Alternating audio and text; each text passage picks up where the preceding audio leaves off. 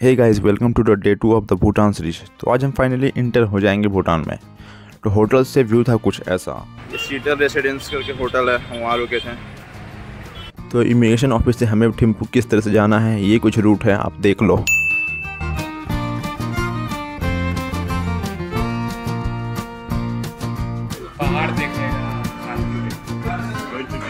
और ब्रेकफास्ट करके निकले हम इमिग्रेशन ऑफिस। तो जैसा कि मैंने बताया था कि इमिग्रेशन ऑफिस ज़्यादा दूर नहीं था, तो हम पैदल ही निकल लिए हैं। और थोड़ी देर बाद हम पहुंच गए इमिग्रेशन ऑफिस। तो वहां सबसे पहले हमारा आईडी कार्ड चेक हुआ, उसके बाद फिर हम एंटर किए इमिग्रेशन ऑफिस में।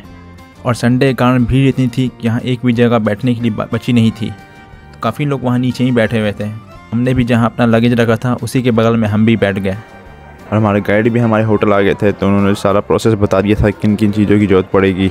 तो वो सारी चीज़ें हम अपने रेडी रखे थे। तो इमिग्रेशन में थोड़ा वहाँ टाइम लग गया, लगभग 40 से 50 मिनट शायद लग गए। और वहाँ आपको एक फॉर्म दिया जाएगा जिसमें आपके सारे डिटेल्स डालने होंगे। तो हमारे गाइड भी साथ थे, तो इस कारण से हमें वहाँ ज़्यादा इधर उधर घूमना नहीं पड़ा, क्योंकि हमारे गाइड ने सारी चीज़ें बता दी थी वहीं पे। तो फॉर्म भरे और गाइड ने कैलकुलेट करके पैसा बता दिया कि इतने रुपये लगे हैं। तो हमने गाइड को ही दे दिया और उन्होंने फॉर्म के साथ वो पैसे भी जमा कर दिए इमिग्रेशन ऑफिस। अब यहीं से हम लोग एग्जिट हुए हैं और उस साइड आपको पड़ जाएगा इंडिया और इस साइड भूटान। उधर आप वहाँ गाइस, तो ब्रेकफास्ट करके हम निकले थे। इमिग्रेशन ऑफिस हमारे चेकआउट करना था भूटान के साइड। अभी हम आ गए हैं भूटान के अंदर और एंट्री कर ली और नज़ारा कुछ ऐसा है।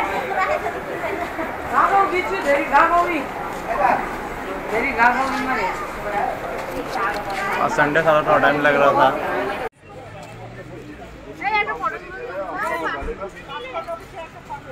आप बैठो, हम ले दे।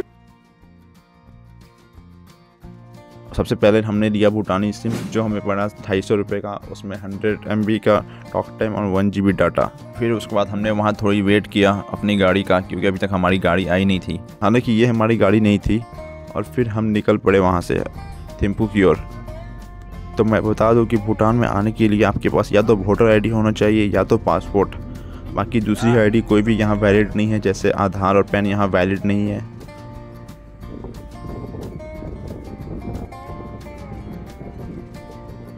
तो आप इन वादियों का मजा लो, तब तक आपको इमिग्रेशन का सारा प्रोसेस मैं बता देता हूँ। तो जैसे ही आप इमिग्रेशन ऑफिस में इंटर हो गए, सबसे पहले आपको एक लेना होगा फॉर्म।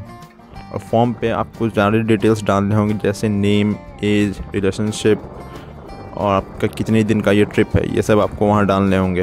तो जैसे आपको 1200 पर डे का परमिट बनता है पर पर्सन का। तो आपको जितने दिन रहने हैं उतने दिन से आपको 1200 में मल्टीप्लाई कर लेना है। जैसे आपको 5 दिन का ट्रिप है तो 1200 × 5 यानी 6000 एक आदमी के लगेंगे। और ये जो 6000 है आपके इमिग्रेशन ऑफिस में ही जमा हो जाएंगे, प्लस 600 का इंश्योरेंस। और ये 600 का इंश्योरेंस पूरे ट्रिप पे वैलिड रहता है। जैसे आपके 10 दिन का ट्रिप है या 5 दिन का ट्रिप है, फिर भी आपके 600 ही लगेंगे। और जिनका पासपोर्ट है उनका तो सिर्फ पासपोर्ट पे एक स्टाम्प मार दिया जाएगा कंट्री का। और जिनके पास इंडिया का वोटर ID है उनको इमिग्रेशन का रिसिप्ट दिया जाएगा, जो कि आप यहाँ स्क्रीन पर देख सकते हो। और ये इमिग्रेशन रिसिप्ट आपको रखे रहना है, क्योंकि ये लौटते वक्त आपका यहीं इमिग्रेशन ऑफिस में ही जमा होगा। क्योंकि वो भी वापस से ये रीचेक करते हैं कि आपके जितने दिन का ट्रिप था उतने दिन ही यहाँ बिताएंगे। और हमने तो ये रिसिप्ट अपने गाइड को ही दे दिया था और वो रिसिप्ट को अपने गाड़ी में ही संभाल कर रखे हुए थे।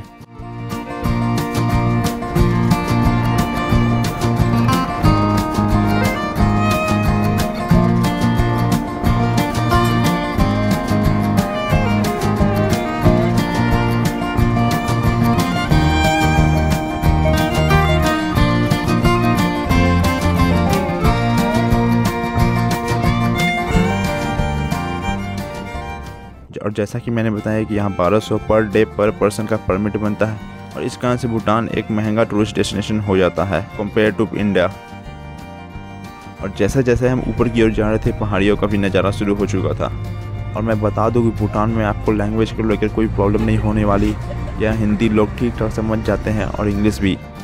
और हाँ, भूटान का टाइम 30 मिनट आगे चलता है। जैसे हमारे इंडिया में 8 बज रहे हैं, तो भूटान में बजेंगे 8:30।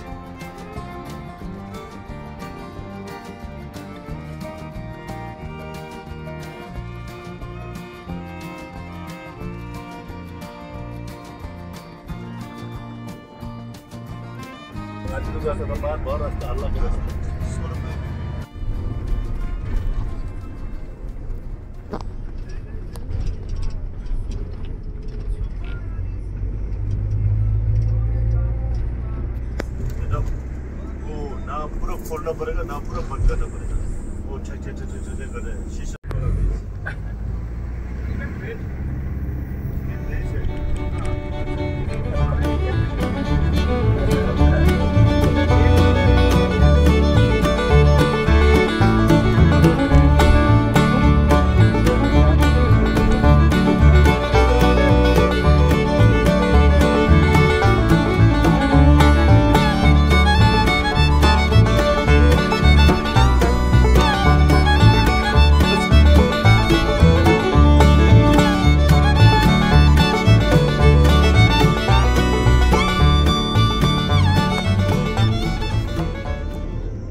और तकरीबन 2 घंटे के बाद शायद 1 बजे के आसपास हम रुके एक छोटी सी ब्रेक पर, जो एक गेडू करके कोई जगह थी, वहाँ एक लामू करके रेस्टोरेंट था, तो हमने वहाँ चाय और मोमो खाया।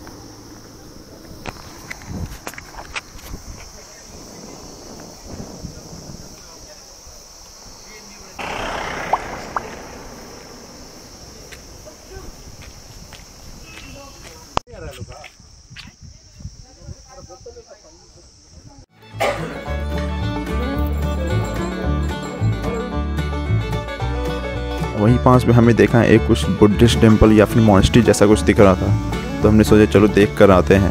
तो फिर हम उधर गए और ये था, और वो काफ़ी खूबसूरत था, उसमें काफ़ी अच्छी पेंटिंग की गई हुई थी। और वहाँ हमने कुछ तस्वीरें वगैरह ली और फिर वापस अपने गाड़ी की ओर आ गए। और थिम्पू अभी भी यहाँ से 120 किलोमीटर दूर था।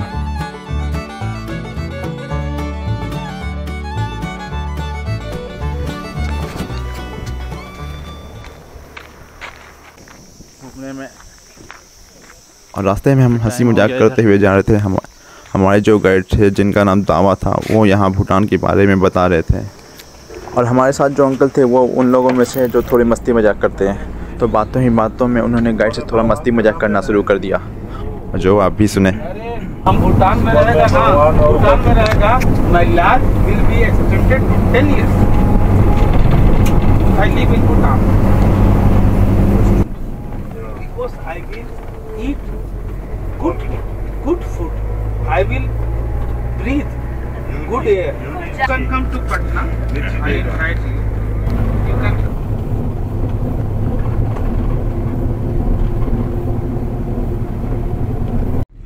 Very clean. और इसके लिए बहुत अच्छा आता है। I have got property of 5 crores. 5 crore. तो 4 करोड़ मेरे को दे दो, 1 करोड़ से हो जाएगा इधर भूटान का। 1 करोड़ दे दे। सब हिसाब बता दिए। बांग्लादेश को बचाया India. India is very great. Modi is very good. अतिथि देवो भव, दैट संस्कृत लैंग्वेज। अतिथि मीन्स गेस्ट, देवा मतलब गॉड, भव मतलब वर्शिप। तो अतिथि। पर हमने एक चीज़ गौर किया कि पूरे रास्ते में पेट्रोल पंप काफ़ी कम थे, लेकिन रास्ते काफ़ी अच्छे थे। और अगर आप उन लोगों में से हो जिनको इस तरह के ज़िगज़ैग रोड में चक्कर या फिर उल्टी आती है, तो हो सकता है आपको थोड़ी प्रॉब्लम होगी, क्योंकि पूरे रास्ते में आपको सिर्फ इसी तरह के ज़िगज़ैग रोड ही मिलेंगे। तो मैं आपको यही सजेस्ट करूँगा कि एक आप कैरी बैग या फिर पॉलीथीन बैग लेकर चलें, ताकि इमरजेंसी के वक्त आप उसे यूज़ कर लें।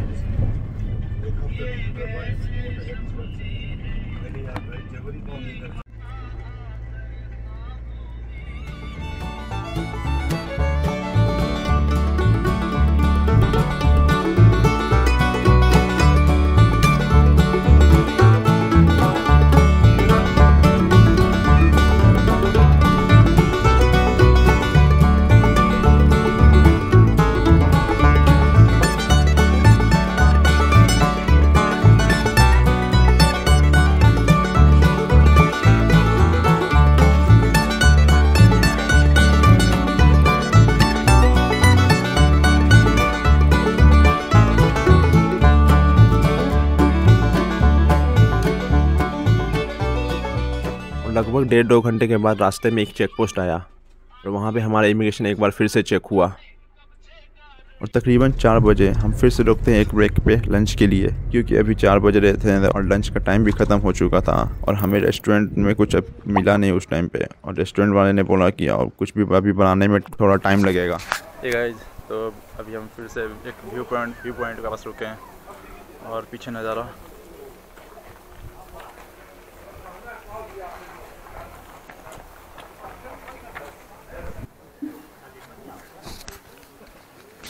और अभी ठंड बढ़ चुकी है, टोपी देख के समझ सकते हो कि अभी ठंड काफ़ी है।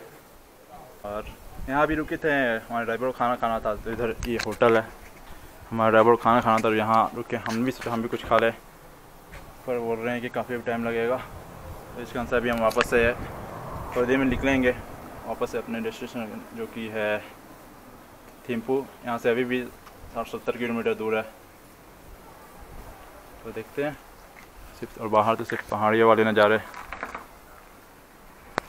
वहाँ कौन जाएगा?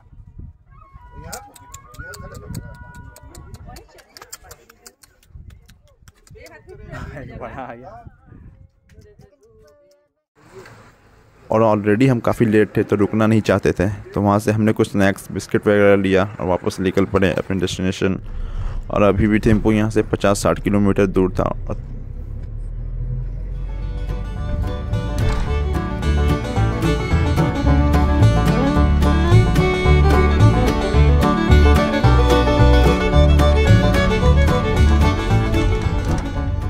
अब इन पहाड़ियों को देखकर सारे बोर हो रहे थे, तो देख सकते हो मेरे अगल बगल वाले दोनों सो गए।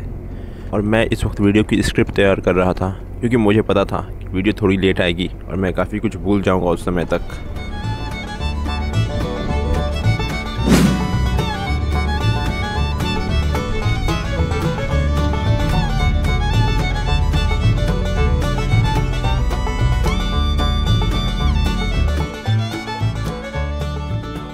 और अब शाम होने लगी थी और सूरज ढल चुका था और ठंड भी पड़ने लगा था और अब अंधेरा होना शुरू हो गया था। और मुझे बिल्कुल भी इच्छा नहीं हो रही थी कि कुछ रिकॉर्ड करूं, क्योंकि हाई एल्टीट्यूड की वजह से थोड़ा सर दर्द भी होना शुरू हो गया था। अब यहाँ मैं बोल रहा था कि मुझे अब नींद लग रही है, तो अब मैं मिलता हूँ सीधे थिम्पू पहुँचने के बाद। लेकिन थोड़ी देर बाद जब नींद खुली तो मेरे आंखों के सामने ये खूबसूरत सा नज़ारा था। और अब हम थिम्पू के मेन टाउन में इंटर कर चुके थे और यहाँ काफ़ी अच्छी सी बिल्डिंगें थी, काफ़ी अच्छे दुकानें थे, उनमें लाइट चल रही थी। और यहाँ से थोड़ी ही दूर पे हमारा होटल था, तो हम वहाँ से डायरेक्ट पहुँचे अपने होटल। और फाइनली हम अपने होटल पहुँचे और इस होटल का नाम था रुक चेन।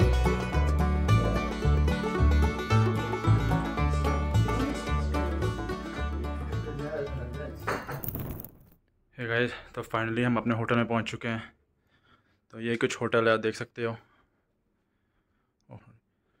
होटल अच्छा है काफ़ी। और ये बाथरूम।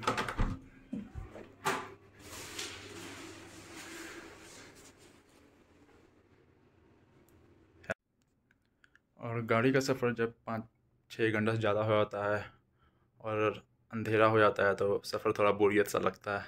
तो इस कारण से लास्ट के वक्त थोड़ा सा बोरियत सा लगा, क्योंकि पहाड़ देखते थे तो हम भी बोर हो चुके थे, सिर्फ पहाड़ पहाड़ पहाड़ रास्ते में। वैसे तो रास्ते काफ़ी अच्छे थे, लेकिन लास्ट के समय थोड़े से ख़राब हो गए। तो I hope you guys like this video.